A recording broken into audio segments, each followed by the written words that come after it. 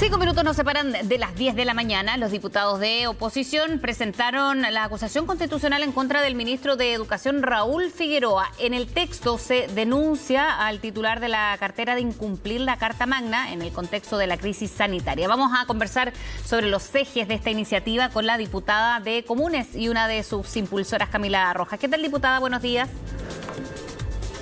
Buenos días, Grecia. Bien, ha avanzado. De hecho, ayer ya había una comisión revisora de esta acusación constitucional.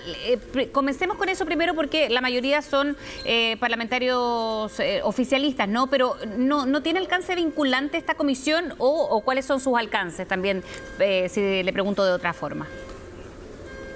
Sí, no tiene alcance vinculante. Esta comisión lo que tiene que hacer es recibir a los invitados, generar audiencias en donde se revise de manera exhaustiva la acusación constitucional y efectivamente ellos votan al final de terminar como ese proceso de revisión de la acusación y una vez que votan eso se expone en sala, ¿no? Sin embargo, esa votación, como digo, no es vinculante y lo que realmente es vinculante es la votación de la sala, es decir, de todas las diputadas y diputados. Eso va a ser el 12 de agosto. Ayer nos entregaron la fecha y por lo tanto entre hoy y el 12 de agosto se van a recibir audiencias y el 12 de agosto se vota. Diputada, al ministro de Educación se le acusa de varias cosas, ¿no? Pero una es como ocupar, han dicho casi textualmente, a los niños con fines políticos, de abandonar, de no tener fondos, sobre todo en la época de pandemia, e insistir en volver a clases. ¿Dónde va a apuntar principalmente de estas acusaciones o de los distintos puntos de la acusación contra el ministro? Sí, la acusación tiene 3 puntos y el primer capítulo tiene que ver con infracción en términos de regulación y financiamiento. Con todas las dificultades que ha habido a raíz de la pandemia, no ha habido leyes específicas, de hecho solo hubo una respecto de regular la situación en pandemia. Eso tiene que ver con cómo se califica a los estudiantes, con la subvención que es por asistencia y matrícula, o sea, una serie de cuestiones que en contexto normal se hacen a raíz de las clases presenciales, pero hoy no tenemos un sistema completo con clases presenciales y de hecho la modalidad que el gobierno propone es híbrida, es decir, con una parte virtual y con una parte presencial. Sin embargo, eso está desregulado. Ese es un gran punto. Y el financiamiento tiene que ver principalmente con que Chile no solo no puso más recursos en educación, sino con que hemos detectado, y en la acusación lo hacemos explícito, que más de la mitad de los establecimientos recibieron menos recursos. O sea, están en una situación financiera más complicada que durante un año no pandémico. Y eso específicamente nos parece grave. El año pasado se dispuso... Durante estos meses se dispuso de un fondo que primero iba a ser de 6.000 millones, finalmente fue de 13.000 millones para que los establecimientos mejoraran las condiciones, pero estamos hablando de un fondo que llegó a algo así como 389 proyectos. En Chile hay más de 5.000 establecimientos, por lo tanto lo que estamos diciendo es que el Ministerio durante este año 4 meses que ha pasado de pandemia no se ha preocupado de la situación del sistema educativo y ese es un primer gran punto. Y el segundo, lo digo rápidamente, tiene que ver con las condiciones laborales de los trabajadores de la educación, que también a raíz de que estas modalidades no están reguladas quedan en desprotección y por ejemplo ellos no se pueden acoger a la ley de teletrabajo, así lo ha dicho el Ministerio, la Dirección del Trabajo y otros organismos, y quedan en una situación en donde por ejemplo no tienen derecho a la desconexión, por ejemplo no se les asegura el internet o un dispositivo que sí pasa a los demás trabajadores que tienen esta modalidad. Diputada, usted hablaba de estos fondos que no se habrían inyectado y el Ministerio, bueno, desde que conoció esta posible acusación, cuando comenzó ya el debate, decía el ministro que se estaba perdiendo energía y trabajo en esto, pero igual aumentó a estos 13.000 millones, según lo dice el Mineduc también, y se asegura también del Ministerio de Educación que para el segundo semestre van a estar disponibles 25.000 millones de pesos adicionales para todo el sistema escolar.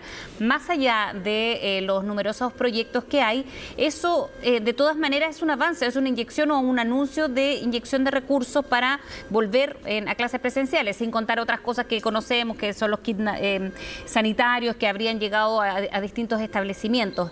Entonces, Se ha inyectado en recursos, se han inyectado recursos para una vuelta presencial. Eso tomando uno de los puntos que usted me menciona.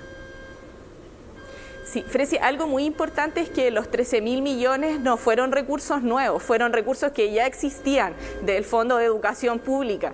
Por lo tanto, no hay nuevos recursos, sino que se redirigen, se acomodan, e incluso en esos acomodos nosotros decimos acomodos, flexibilizaciones, que hay ilegalidades, que el ministro se ha saltado la ley, por eso lo estamos acusando. ¿Por qué? ¿Y ahora, de 6, por qué pasan a 13 si eran recursos que ya estaban, que no eran recursos frescos o nuevos? No son recursos frescos y se consideró que era muy poco y se aumentó, pero son recursos redirigidos, no son recursos distintos a lo que se había aprobado en el presupuesto de educación. ¿Ya? Y por lo tanto se redirigen, se flexibilizan. Y lo segundo es que cuando el ministro anuncia, después de que nosotros anunciamos la acusación, que sí se requieren más recursos y por lo tanto va a existir este nuevo fondo de 25.000 millones, yo digo, bueno, primero la acusación tiene efectos políticos evidentemente, y luego de eso, cuando vemos la cifra, primero tenemos que saber de dónde salen y si son recursos nuevos o son recursos ya existentes en el sistema educativo, porque es distinto ocupar lo que tenemos de distintos modos que inyectar recursos. Y luego, si pensamos que 13.000 millones alcanzaron para 389 proyectos y son más de 5.000 colegios, con este fondo, que es el doble, tampoco vamos a cubrir las necesidades de todos los establecimientos.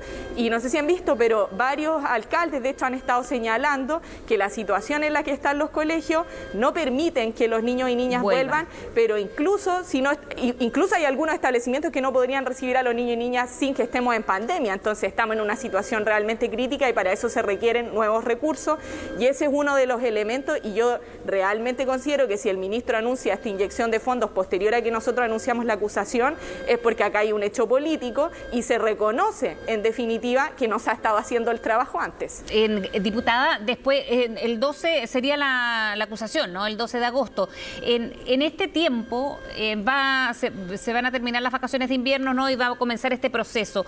¿Cuál es la idea de ustedes? Y usted principalmente como impulsora de esta acusación constitucional, en la medida que se lleva a cabo esta acusación constitucional, que es un hecho político, ¿no? Considerando que los niños también deben ir avanzando. ¿Cómo se va a avanzar también en ese proceso que me imagino que a ustedes también les importa? Sí, bueno, el 26 de julio, el lunes 26, se vuelve a clases, ya la mayoría de los establecimientos ya está de vacaciones, no es que las clases no hayan existido, el que existan las clases ha recaído principalmente en la voluntad y en el trabajo de los trabajadores de la educación, y eso yo lo reconozco por completo. Lo que ha faltado es el apoyo, el respaldo, la protección hacia los trabajadores de parte del ministro, y entre otras cosas por eso lo estamos acusando. Vamos a tener hasta el 12 para recibir invitados e invitadas, y lo que nosotros esperamos es que, y por lo que presentamos esta acusación, porque hay faltas a la ley, infracción a la Constitución, es que el ministro sea destituido y que la administración cambie. Y sí, es un hecho político que tiene antecedentes jurídicos que acá he expuesto escuetamente, que la comisión tiene que revisar de manera exhaustiva, pero es un hecho político la acusación constitucional, y lo que nosotros queremos es que esta manera de hacer las cosas cambie completamente, porque si no esta crisis se va a seguir agudizando y vamos a tener un 2022 con iguales o más problemas que los que tenemos actualmente. Sí, mi pregunta también iba dirigida a este hecho político, más allá de lo que puede llevar una constitución constitucional que sabemos es la destitución de una autoridad, en este caso del ministro. ¿Qué pasa mientras tanto en este segundo semestre cuando se puede retornar, las clases pueden seguir, no de manera presencial? Entonces acá también hay un retroceso, ¿o no lo cree que tiene directa relación con los niños y la situación, porque se está proyectando al 2022, pero todavía queda un semestre aquí todavía para salvar, ¿no? Y con una nueva administración y nuevo gobierno ya estaríamos empezando prácticamente de cero. Durante el tiempo que queda, durante este semestre, las clases se van a seguir desarrollando. El problema es que hoy día el desarrollo de esas clases es en condiciones muy malas, y lo que efectivamente queremos cambiar en el corto, mediano y largo plazo tiene que ver precisamente con eso, con cambiar las condiciones para que los niños, niñas y adolescentes reciban la educación y puedan ejercer su derecho a la educación, y también para que los trabajadores estén en condiciones laborales dignas. Entonces sí hay mucho que hacer, Y yo creo que es bien importante el hecho de que muchos alcaldes que son sostenedores, que no solo son de oposición, sino también del gobierno, siguen denunciando la situación en la que están los establecimientos y es el ministerio el que se tiene que hacer cargo. Bien, diputada Rojas, muchísimas gracias por haber hablado con nosotros esta mañana. Hasta luego, Fresia. Gracias. Que tenga buen día.